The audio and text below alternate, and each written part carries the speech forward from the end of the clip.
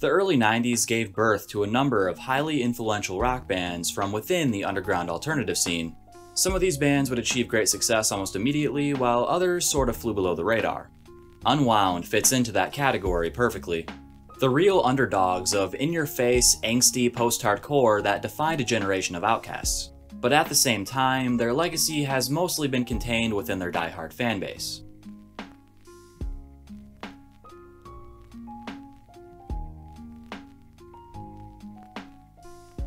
Unwound Story begins in 1991 Washington near Tumwater. Initially, the group consisted of guitarist Justin Trosper, bassist Vern Rumsey, and drummer Brant Sandino. They were all high school buds and played together locally for a good amount of time before Unwound. Early on, the band signed to Kill Rock Stars. Being the very first non-spoken word act in the label, they recorded a few singles throughout 1992. The band would also record what would have been their debut full-length, but it didn't see a release until years later. This is because drummer Brant Sandino left, and Justin and Vern were unsure of what to do with the recordings. Drummer Sara Lund of the band Witchy Poo would join in place of Brant. This lineup would remain consistent until the trio's eventual breakup. It was now time to get to work on their second debut record. Sara's trademark frantic drumming would bring the band to a new level in the studio. Recorded over 2 short weekends in the winter of 1993, Fake Train was released on July 7th of that year. With its immediately recognizable and eccentric cover, it's hard to forget about this chaotic collection of songs.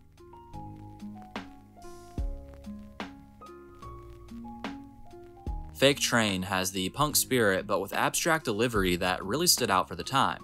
The band would only expand upon this style with future albums.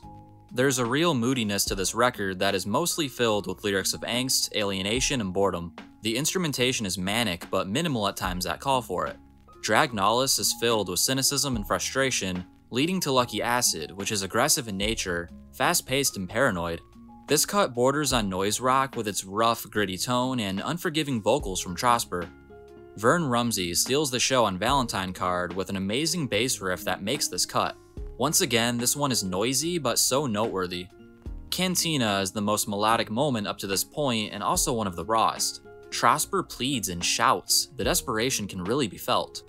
Star Spangled Hell consists of many moments of introspection, followed by an explosion of panicky energy. That same energy continues throughout the rest of the record. The closer, Feelings Real, pulls off this quiet to loud dynamic effortlessly. These extreme shifts in sound from calm to insanity really embody Fake Train. It's chaotic, unpredictable, and absolutely ferocious, but at times very melodic and clean. Definitely a defining album for 90s post-hardcore. A highly enjoyable and recommended record for anyone who likes their rock with a rougher edge. Following Fake Train, Unwound played many shows in support, and quickly became a staple of the Olympia rock scene. The next 3 years would be pivotal for the band, demonstrating their drive and unmatched work ethic. With 4 albums being released between 1994 and 1996, this was the busiest, also the most prolific era for the band. 1994's New Plastic Ideas kicked off this 3-year run for the band, making their mark the best way they knew how. Released on March 21st, 1994, New Plastic Ideas is technically Unwound's 3rd record. It was recorded at the end of 1993, only months after the Fake Train sessions, but this record takes things up a notch with the band's abrasive brand of rock. It's packed to the brim with pummeling riffs and disorienting, high-energy explosions. Thunderous bass lines pulsate throughout, perfectly paired with the dissonant guitar. Justin Trosper sounds great, focusing on melody a lot more this time around, but the raw intimacy in his delivery has not been lost. Moments like Abstractions and Our Boredom toward the back half delve into introspective territory sounding pretty reserved, while the opening 3 songs, Entirely Different Matters, What Was Wound, and Envelope, tell a different story. The hallmark, noisy, yet experimental side of the band is explored further here with near-flawless results. Fiction Friction closes things on a note of vulnerability before fading out with the haunting feedback. Unwound's New Plastic Ideas is an absolute powerhouse of a record. The ferocity of Fake Train has been amplified here, and the results really show. It's kind of crazy to think about how quickly this album came to be when it's this well done. The band would continue to play shows consistently, only further getting their name out there. Mainstream success wasn't even on the band's mind. Quality music was always top priority. While New Plastic Ideas was released in March of 1994, only 9 months passed before yet another full length would become their main focus. Recorded throughout December of 1994 at John and Stu's in Seattle, The Future of What would be the band's fourth album. The Future of What dropped on April 24, 1995. Once again, Unwound unleashed a powerhouse of grit on their fourth album. The Future of What is rough, tough, and messy, but in the most passionate of ways. From New Energy to Demolish to Reenact the Crime, you can just tell how influenced the band was by the punk of the 80s. Pardon My French is an ambient interlude track changing things up, leading into the back half. Pedals Like Bricks and Here Comes the Dogs are short but sweet, incorporating the band's knack for intense melodic prowess accompanied by head-melting distortion. The closer, Swan, is the epitome of this record's power. It highlights every member's abilities perfectly. The band clearly had something to prove here. The Future of What nails down the Unwound formula with total precision. The DIY approach that defined the band made them regular performers at intimate, sweaty house shows. 1995 was a huge year for Unwound, playing with the likes of Sonic Youth and Fugazi, officially putting them on the map. With each release more groundbreaking than the last, fans wondered what else was up the trio's sleeve. The Future of What tour began, and they were actually making good money playing back-to-back shows. During this tour, the band played a show in front of 4,000 people at Jabberjaw, a pretty popular LA venue. Only 4 months later, on August 28th, the band finally released what was supposed to be their debut album. Originally recorded in the first half of 1992, this is where Unwound Story truly began.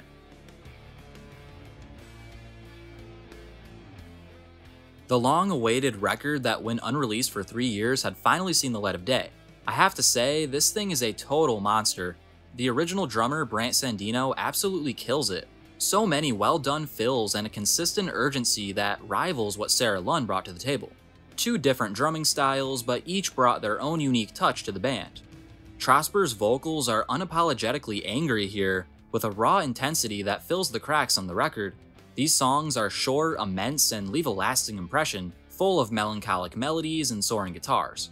Antifreeze, Rising Blood, and Understand and Forget kick things off forcefully, while Fingertips brings the energy down to a moment of beautiful introspection. You Bite My Tongue is a fun song full of chaotic drumming and shouted vocals, while Stuck in the Middle of Nowhere Again is more in line with Fingertips. The record comes to a close with Candy Corn Ritual and Against. Candy Corn Ritual is total haywire with more animalistic vocals and unforgivingly heavy guitar. Blending elements of emo and post-hardcore, Unwound had their style down to a T from the very beginning. This self-titled effort is truly a gem. It's a shame Brant left so early since he was a very skilled drummer. However, Sara Lund added something to their sound that cannot easily be replicated. But all things considered, this is a very strong debut, and it's a bummer it got pushed to the back burner for so long. Following the summer of 1995, hardship struck the band, mainly Justin Trosper. After being involved in a number of failed relationships and most notably his friend's suicide, honest reflection was needed. And Trosper's way of coping was writing extremely personal songs to deal with the skeletons in his closet. This record would become Repetition, and recording began in January 1996. This album took the band in an interesting direction away from their angsty hardcore punk roots. Repetition opts to explore their noisy side, but in a more accessible manner. The band's first single, Corpse Pose, is their most known song for good reason. Vern's powerful bass work and Justin on guitar coincide for an instantly tenacious and memorable moment. Very dark lyrically, like most of Unwound's catalog, the song itself is actually a really fun listen that's hard to tire of. This whole record is jam-packed with so many impressive bass lines from Vern. He easily made the album what it was, laying down the foundation for many songs here. Unauthorized Autobiography and Lowest Common Denominator showcase Unwound maturing their sound gracefully. Spacey in nature, this is the band experimenting with some new ideas that would be explored further on future albums. The latter half of Repetition sees the band revisit some of their harsher tendencies further. Murder Movies, Next Exit, and Devoid are all monstrous cuts full of punk spirit and frantic instrumentals, while the closer, For Your Entertainment, combines the melodic and rageful moments of Repetition. The record fades out on a rather reflective note. Their consistency and drive alone brought the band so much acclaim and respect, even if things were rocky internally.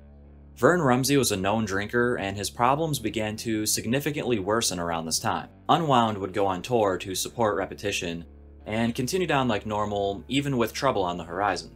But they would take over a year off from recording to get that spark back, which was definitely understandable. In 1997, the band released The Light at the End of the Tunnel Is a Train, an EP featuring 4 songs, before getting to work on their 6th album. Recorded throughout the first half of August 1997, Challenge for a Civilized Society was released on January 13, 1998. Right off the bat, you notice this record boasts quite a different sound. The first half mostly carries itself with catchy hooks and an incredibly tight rhythm section. The abrasive side of this album isn't in the guitar, more so with the experimental noise used to create an atmosphere. Delving into musical purgatory, this is most prominently heard on the 9-minute powerhouse, Side Effects of Being Tired. Listening to this song literally makes you feel like reality is slipping away. The first 3 songs, Data, Laugh Track, and Meet the Plastics, are mostly very inviting and hooky, while the second half treads some unfamiliar ground. Slow tempo, dissonant, and utterly spaced out, the band essentially enters the void here, while the closing track, The Light at the End of the Tunnel Is a Train, is even more off the walls. Chaotic, disorganized, intense, but it doesn't sound like anything Unwound had done before. Random voice samples toward the end remind me of Aphex Twin in a really good way. This is definitely not what fans expected by the band, and that's the coolest part about it, but it's not entirely out of left field. The band had been slowly but surely inching their way toward the sound for a while. This shift in style would lay down the groundwork for their next album. Just a few months later, entering the new millennium, the band would begin work on their final album. With Vern's drinking and members living in different cities, it was only a matter of time before things came undone. The process of creating 2001's Leaves Turn Inside You was very different from what the band was used to. To take things up a notch, they decided to build their own studio called MagRec 1, or Magnetic Recording 1. The recording process took much longer than usual, but the band had the freedom to create whatever they wanted. With internal tensions rising, we arrive at Unwound's final record, delving deeper into the apocalyptic sounds from Challenge. To put it simply, this record is a trip. Opening with We Invent You, a wall of noise leads to an incredibly compelling art rock number that barely resembles the Unwound from a few years prior, filled with delicate but moving ambient sections that add a level of spaciousness to the noisy but immense feedback throughout. Look a Ghost, December, and October All Over are the most conventional songs here, with sticky but playful guitar work and strong melodies that get stuck in your head. Summer Freeze brings back some raw frustration and heavy tones before entering the abyss on Radio Gras. This song is downright haunting with its somber strings and harmonizing vocals. Demons Sing Love Songs is devastatingly performed, feeling very spiritual. Below the Salt combines all the elements that define the band musically, thunderous bass lines and towering drums from the great Sara Lund. The original drummer, Brant Sandino, would also make a return here, helping contribute sounds of the harp, mellotron, organ, and piano, among other things. The vibraphone on Who Cares is ominous, almost creepy. For the final official song of the band's career, it's a mind-boggling moment. This doesn't feel like a final goodbye, but it was.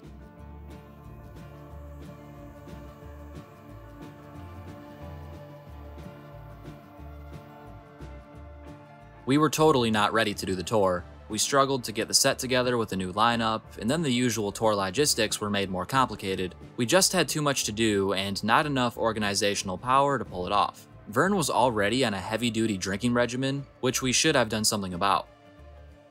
We were definitely in a pre-shattered state. My living in Portland, working a full-time job, and starting a new relationship meant I was not very available to help with the planning and preparation. Vern had just had a baby, I think she was 6 months old, and we were trying to arrange a tour, being sensitive to the amount of time Vern would be away from her, but also being realistic about how much time was required, in addition to the fact that touring the record was part of the job. I think Justin and Sara put it best. I was stressed, drunk, and high, and I had a new little lady that I wanted to be with, so I didn't pull my weight on that tour like I had in the past. Usually I was right on top of it, but I fell apart during, before, and after that tour. It was a terrible thing that I couldn't keep it together, but I just couldn't. I lost my strength, unfortunately, because I still feel like we could have put out more music and toured more if I could have kept my shit together. The drinking would continue to have a hold on Vern after the band dissolved, but we'll get there soon. The rest of the tour was brutal. Vern punched a wall backstage and broke his hand. They essentially limped through the remainder of the tour. The band would play as a three-piece for a few shows in 2002, but decided to call it quits for good on April 1st of that year. The constantly unpredictable nature of Vern Rumsey had become too much to bear. He was an excellent musician with, unfortunately, so many demons that began to hinder his ability. Following Unwound's breakup in 2002, members would go on to some other projects. Justin Trosper and Brant Sandino formed a band called Survival Knife in 2012, Sara Lund went on to play in Nocturnal Habits and Hungry Ghost, and Vern Rumsey played in Fits of Depression and a few others. Tragically, in August 2020, Vern died at the age of 47. So young. However, there is a small silver lining to this depressing conclusion. Tons of compilation albums followed the band's demise. Kid Is Gone, Rat Conspiracy, No Energy, and Empire featured demos, unreleased songs, and B-sides. 2016's What Was Wound, released by the Numero Group, captures their entire discography in one box set with 10 discs. There's also a bunch of live albums, such as Live Leaves, that serve as significant moments for the band. Overall, there's no shortage of Unwound material out there to keep you satisfied. Vern's untimely death is a crushing blow, but there is solace to be found in his art and legacy. Unwound is by far one of the most underrated bands of the 1990s. So much creativity and passion packed into less than a decade that is still astonishing to this day. Thanks for watching. What's your favorite record by the band? Comment down below, discussion is always encouraged. More music-related content coming soon here on The Music Narrative.